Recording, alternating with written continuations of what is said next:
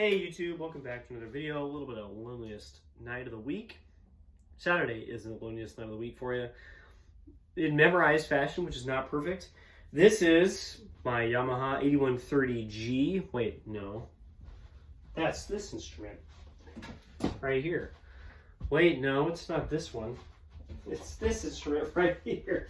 Yeah, I've got 3 of these things now. 2 of them, this one just fell over, of course. 2 of them don't have Yamaha bells anymore. This one does. This is my original 8130. Notice no G flat slide at the moment. We'll talk about that. I have the Yamabach that I had made recently with my Corp yellow bell on an 8130G valve section. G flat slide there, you see that? 8130 slide. And I just happen to have another 50BG sitting around that we saw in a recent video, my 6 basses compared. And I was like, you know what? I really like the sound of that horn, but I'm just never going to play it as a single. And then this 6130R popped up on eBay for really cheap because the bell, which is sitting over there, is not ruined, but it's in really bad shape. And I was like, you know what? Let's do it again.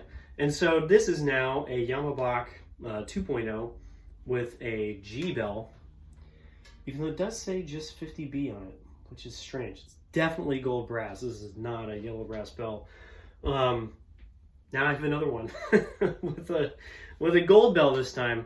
And for some reason, this is a 6130G or 6130R, sorry, so it's a red brass bell.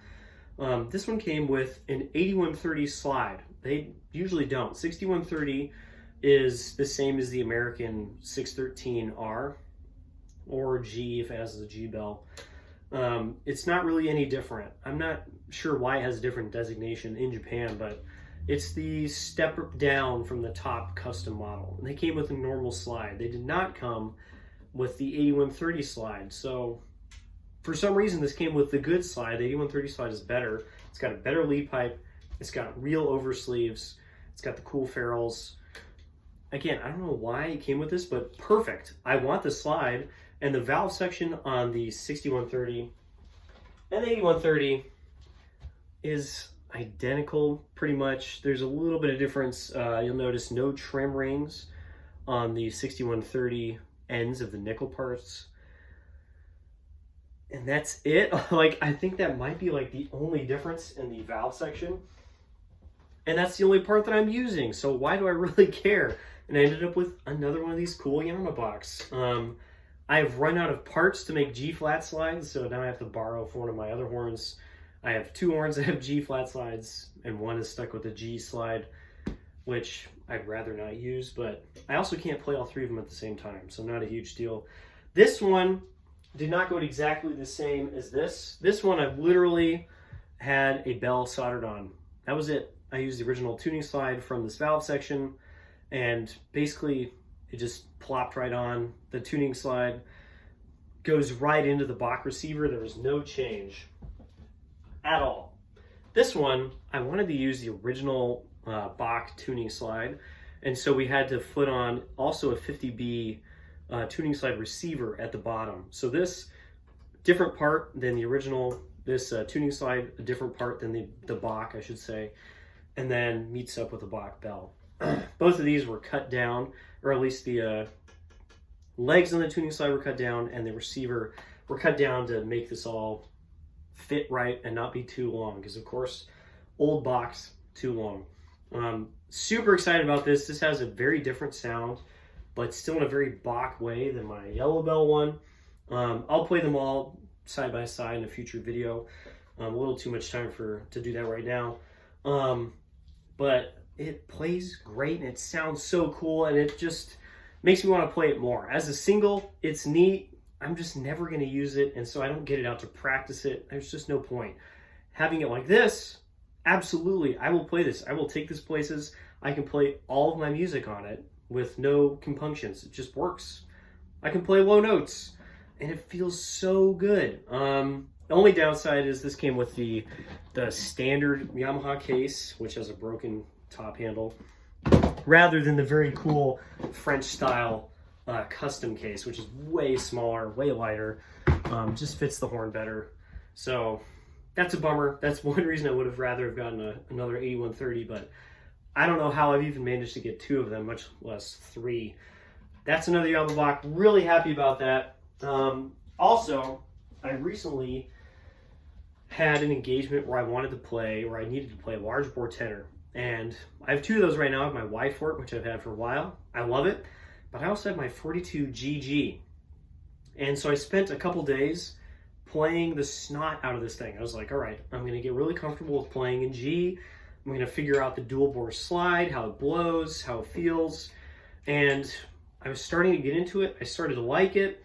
And then I realized it was too front heavy. Like literally to the point where I would play like an Arbin's etude and I would be like, oh, wow, I can't hold this up anymore. There are a few horns, straight 42s are like this as well. Old 70H's, Con 70H, has just like nothing in the back of the instrument, and then it has tuning and slide, so it's just insanely front heavy. I just can't do those. I don't see the point in trying to make it work. It just hurts, and it like changes the mouthpiece pressure on your face. I'm not about to deal with it, so I had a counterweight put on this today, like the old Ambassador trombones have.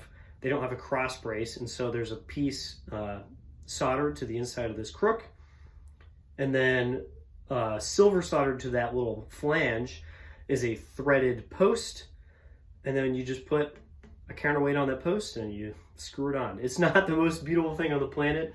I might get a brass nut just so it all matches. This is a steel nut. But it makes this thing playable now. It actually feels like a real trombone. Literally, I played this for a couple days and I was like, ooh, I think it's too front heavy. And I got my Y Fort out, which does have a screw bell and it doesn't have a counterweight. And right away I was like, oh wow, balance, perfect. I don't have to worry about this. And so I ended up using the Y Fort, which is a bummer. I really wanted to try this. Now I can. I have something that will allow me to play this instrument. It is really cool. I like the sound. I need to play it more. I need to take it to quartets and stuff. The G valve is still not fully in my brain, even though I have played a lot of contra, which has a D valve, which is kind of the same thing, but it's still not quite there. I tend to either play really sharp or I just play the wrong position. I end up playing an F attachment position instead. But really cool instrument, and now it's usable. Seriously, without the counterweight on here, there's just not enough stuff in back because there's no F wrap adding a bunch of weight of tubing and double nickel walls and all this kind of stuff.